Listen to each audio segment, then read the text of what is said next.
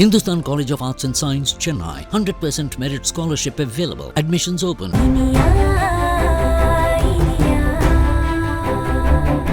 என்ன சார், நான் சொல்ல போறது அப்படி ஒரு விஷயம்.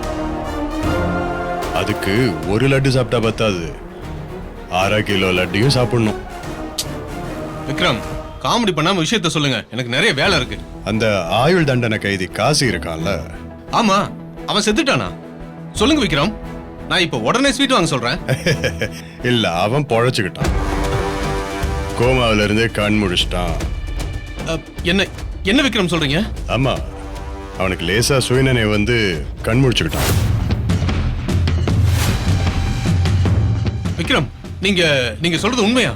ஆமா ஆமா, நிஜமா தான். பட் நீங்க ஏன் இவ்வளவு பதட்டப்படுறீங்க? அவன் பொழைச்சதுக்கு டிபார்ட்மெண்ட் ஆளா நாம சந்தோஷம் தானே படணும். அவன் பின்னாடி யார் இருக்கான், அவனை யார் கொலை பண்ண முயற்சி பண்ணாங்க, இதெல்லாம் நமக்கு தெரிய வரும்ல. இப்போ நமக்கு இது குட் நியூஸ் தானே? ஆமாமா, கண்டிப்பா தெரிய வரும். You are correct.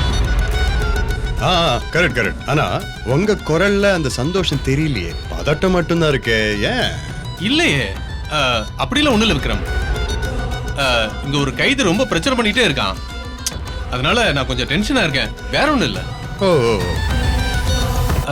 அந்த காசி எதுவும் பேசினானா? டாக்டர் சொல்றத வச்சு பார்த்தா இன்னும் 2 நாள்ல ஓரளவுக்கு நார்மலாய் பேச ஆரம்பிச்சிருவான். அதுக்கு ஏத்த மாதிரி தான் ட்ரீட்மெண்ட்ல போயிட்டு இருக்கு. அவன் பேசின அடுத்த செகண்டே அவங்கிட்ட இருந்து நான் வாக்குமூலத்தை வாங்கிடுவேன். அந்த சிவனாண்டிய கொலை பண்ண சொன்னது யாரு, இவன் மேல யாரு வேணும்னே காரை விட்டு ஆக்சிடென்ட் பண்ண சொன்னாங்க, இந்த மாதிரி தகவல்லாம் தெரிஞ்சிடும்.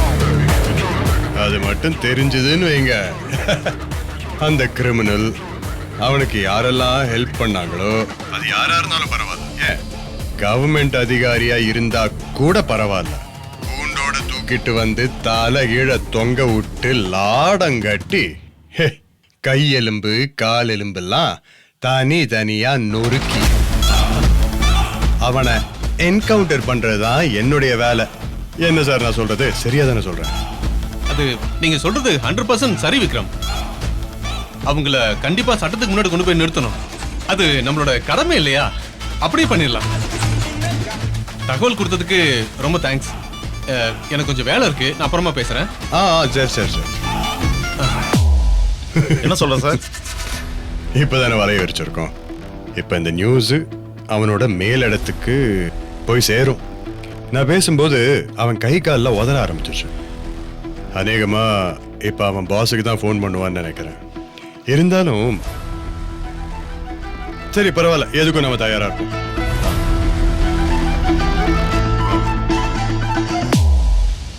ஐயோக்கே ராஸ்கல், கோமா ஸ்டேஜ்ல இருந்தவன் அப்படியே போய் சேர்ந்திருக்க வேண்டியதானே.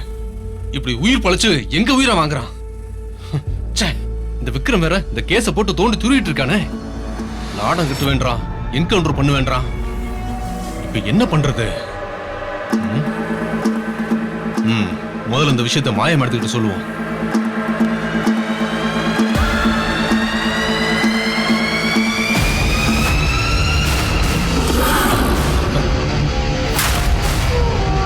இந்த விக்ரம் பெரிய கேடி, நம்மளோட பெரிய கிரிமினல்.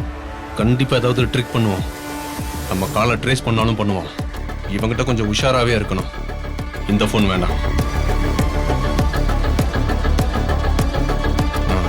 இந்த போன் வந்து பேசலாம்.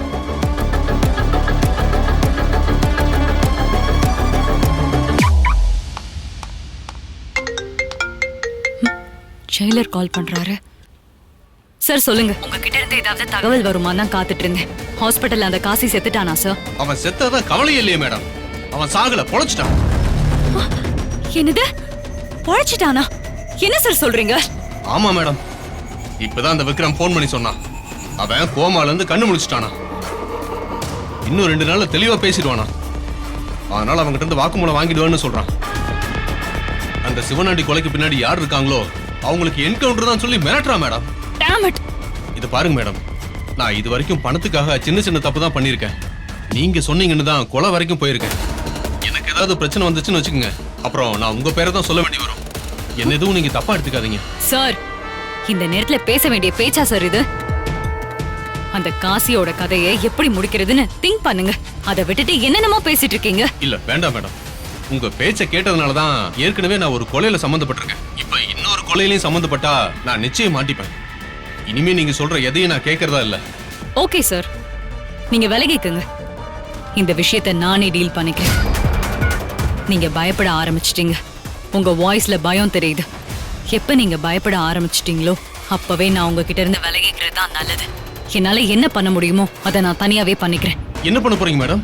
களத்துல இறங்க போறேன். இனிமே யாரையும் நம்பி எந்த பிரயோஜனமும் இல்ல. நானே ஸ்ட்ரெயிட்டா களத்துல இறங்க போறேன். வேண்டாம் மேடம், அது ரொம்ப ரிஸ்க். இந்த விஷயத்துல நான் விக்ரம் கிட்ட மாட்டினா என் உயிரே போயிடும். அதுக்கு முன்னாடி எந்த விஷயமும் எனக்கு பெரிய ரிஸ்கே இல்ல. போனை வைங்க. மேடம் மேடம்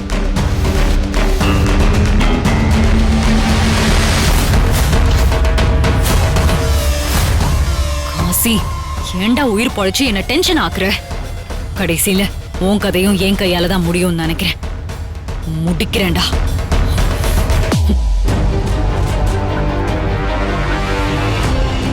சார் என்ன சார், ஜெயிலர் நம்பர்ல இருந்து ஒரு கால் கூட போகல? போகாது சுபாஷ், இனி எந்த காலும் போகாது. ஏன் சார்? ஏன்னா அவன் அலர்ட் ஆயிட்டான். அவனும் போலீஸ்காரன் தானே. ஒரு போலீஸ்காரனுடைய புத்தி எப்படி வேலை செய்யும்னு இன்னொரு போலீஸ்காரனுக்கு தெரியாது தானே. நிச்சயமா கால் பண்ண மாட்டான். சார் அப்போ ஒரு தகவல் சொல்ல வேண்டியவங்களுக்கு தகவல் சொல்லிருக்க மாட்டாரா? அது நிச்சயமா சொல்லியிருப்பான். வேற ஒரு போன்ல இருந்து சொல்லியிருப்பான். ரொம்ப சீக்கிரமே ஒரு சர்ப்ரைஸ் காத்துட்டு இருக்கு. என்ன சர்ப்ரைஸ் சார்? அதெல்லாம் எப்படி இப்பயே சொல்ல முடியும்? Wait and watch. அண்ணா, காலை ட்ரேஸ் பண்ண முடியலன்னு ஃபீல் பண்ணாதீங்க. உங்க ஒத்துழைப்பினால ஒரு பெரிய சூப்பரான விஷயம் நடக்க போகுது. Okay, thank you. Okay sir, thank you sir. Okay. சொல்லுங்க சார், நான் புரோகிதர் கிருஷ்ணன் பேசுறேன். தெரியுது, சொல்லுங்க ஐயா. நாளைக்கு காலையில ஒரு ப்ரோக்ராம் ஃபிக்ஸ் பண்ணிருந்தீங்கல்ல, அதுல எந்த மாற்றமும் இல்லையே? எந்த மாற்றமும் இல்ல. நீங்க மட்டும் வரலன்னா உங்களுக்கு அரெஸ்ட் வாரண்ட் உறுதி. சார் சார், கண்டிப்பா வந்துடுறேன். கன்ஃபார்ம் பண்ணதான் ஃபோன் பண்ணேன். சரி, வச்சிடறேன் சார். Okay, thanks. ஓகே சுபாஷ் சார், நாளை காலையில ஒரு பர்சனல் ஒர்க், அதை பத்தி அப்புறம் சொல்றேன். இப்ப கிளம்புறேன். முக்கியமான விஷயம், புலியை பிடிக்கிறதுக்காக நாம ஒரு ஆட்டை கூண்டுல வச்சிருக்கோம். புலி நிச்சயமா வேட்டையாட வரும். எப்ப வரும் தான் சொல்ல முடியாது. ஸோ ஹாஸ்பிட்டல்ல செக்யூரிட்டி டைட்டா இருக்கணும். Okay sir. எப்பவுமே அலர்ட்டா இருக்கணும். ஓகே. ஓகே. அண்ட் ஒரு முக்கியமான சரி, அப்புறம் சொல்றேன். Okay sir. நீ மற்ற அரேஞ்ச்மெண்ட்ஸ்லாம் பாரு. பார்க்குறேன் சார். ஓகே, வரேன். Yes sir. பாய். பாய் சுபாஷ்.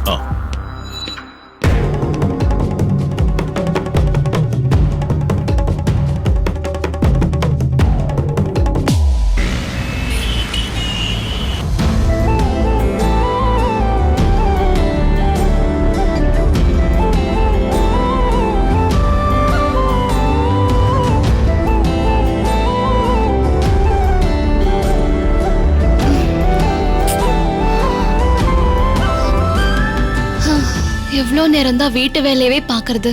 சமைச்சு முடிச்சாச்சு, பாத்திரம் எல்லாத்தையும் கழுவியாச்சு, வீடெல்லாம் பெருக்கி தொடச்சாச்சு, துணியெல்லாம் மடிச்சு வச்சாச்சு.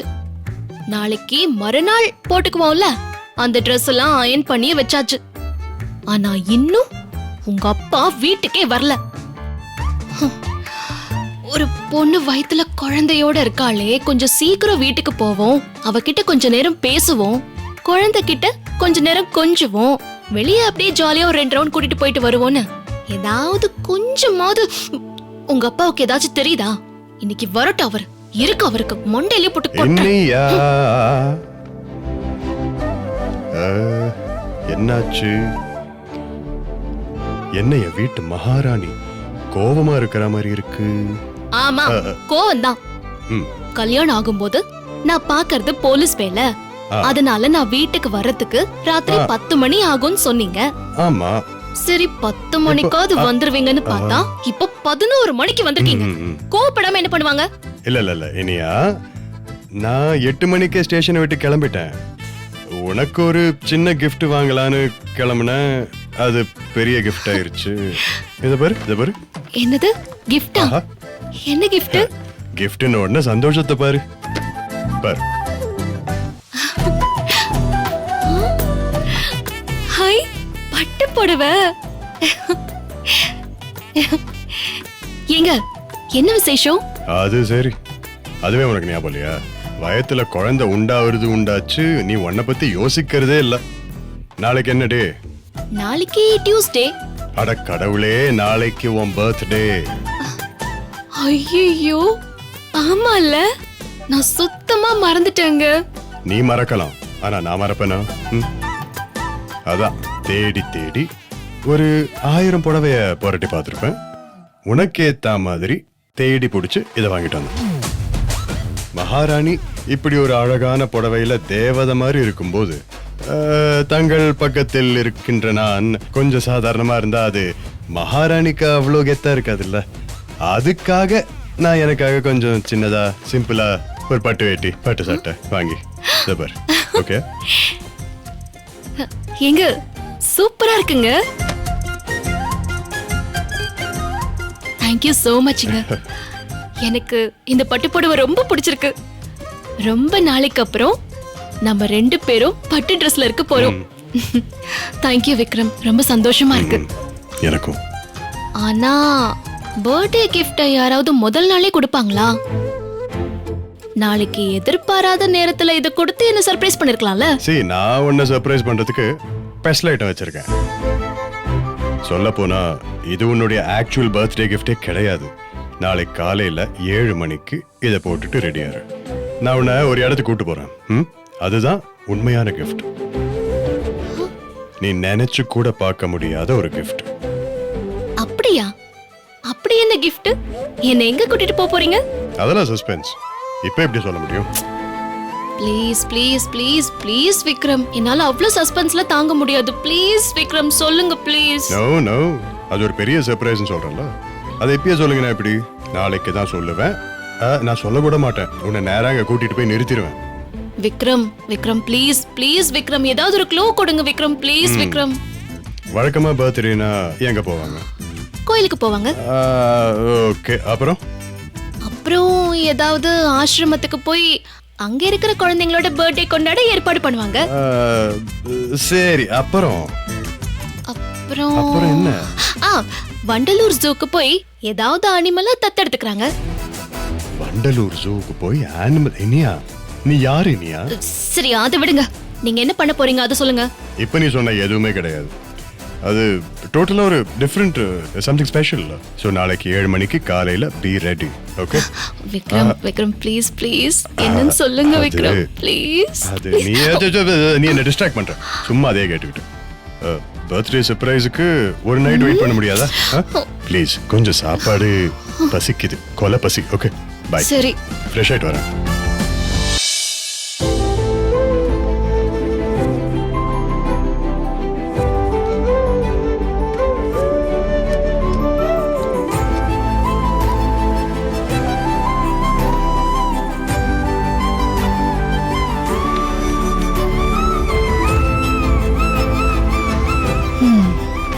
அந்த சர்ப்ரைஸ் என்னவா இருக்கும்? சொல்லவே மாட்டேங்கிறாரே.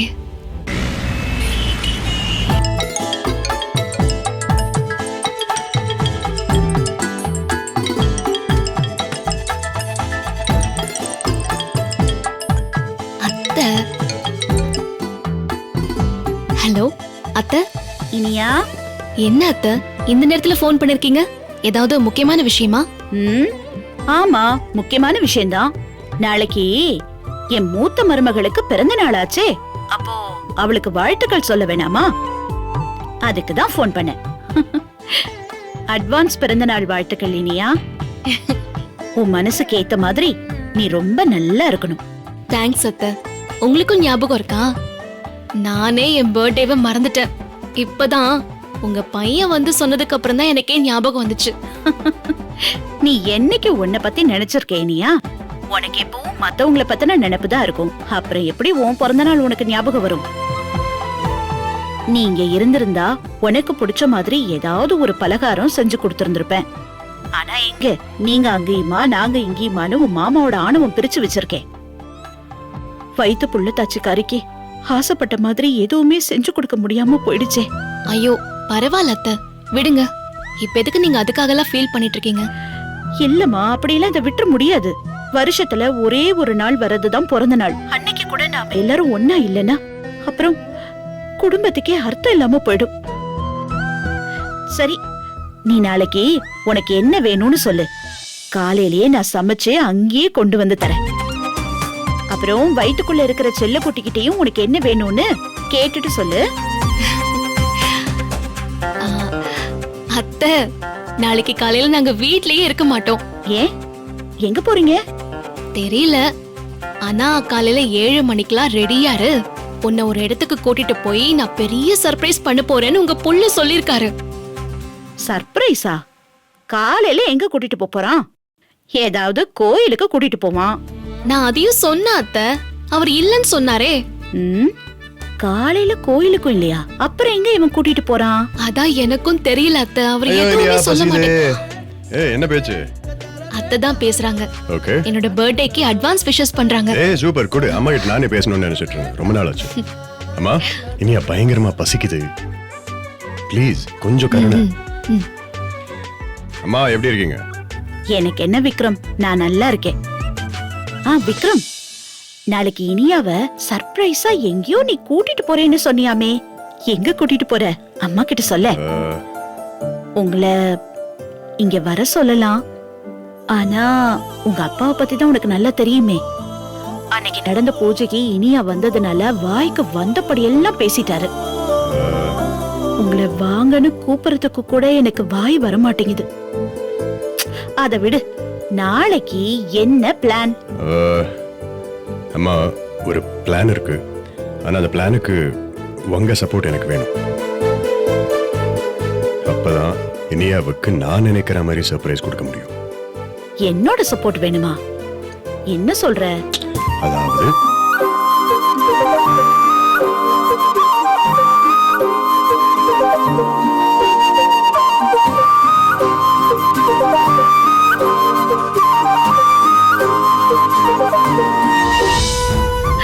விக்ரம், நீ சொல்றத கேட்கும் போது எனக்கு ரொம்ப சந்தோஷமா தான் இருக்கு.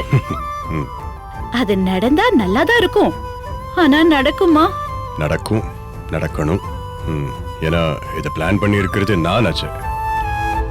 இதுதான் இனியாவுக்கு நான் கொடுக்கிற பெஸ்ட் கிஃப்டா இருக்கணும்னு ஆசைப்படுறேன். சரிப்பா, நம்பிக்கையோட நீ சொல்றபடி நான் செய்யறேன். அதுக்கு மேல கடவுள் விட்ட வழி. ஓகேமா, பை. ஏங்க ஏங்க, அதுக்குள்ள போனை வச்சிட்டீங்களா? நான் அத்தை கிட்ட பேசிருப்பேன்ல. இல்ல, அது அப்பா கத்த ஆரம்பிச்சிட்டாராம், அதான் நாளைக்கு பேசிக்கலாம், ஒண்ணு இல்ல. அது போகட்டும், இங்க முக்கியமான விஷயம் என்னன்னா, எனக்கு ரொம்ப பசிக்குது, வா ப்ளீஸ். சரி சரி இருங்க. ஓ சரி.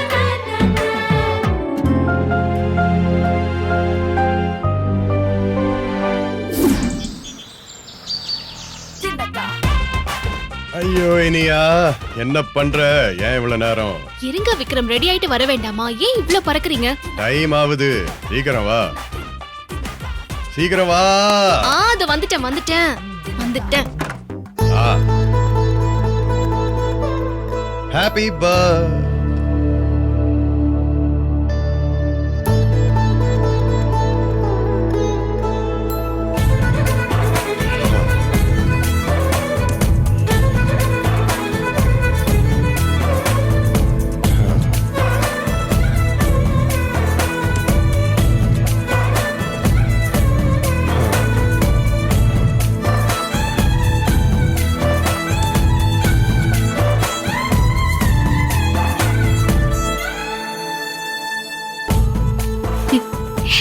என்ன பொம்பளைங்க பட்டு புடவை கட்டினாலே தனி அழகு வந்துருது. அதுலயும் நீ கட்டும்போது எப்படி இருக்கு தெரியுமா? அப்படியே தேவதை மாதிரி இருக்க. உன்னை பார்த்தாலே அப்படியே புடிச்சு. நிஜமாவா? சத்தியமா. அதுலயும் இப்ப நீ கர்ப்பமா இருக்கியா, அழகு அப்படியே அள்ளுது.